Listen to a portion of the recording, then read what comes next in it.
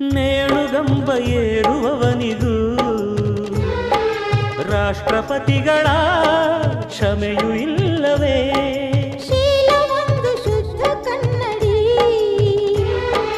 ಒಡೆದು ಹೋದರೆ ಬೆಸುಗೆ ಸಾಧ್ಯವೇ?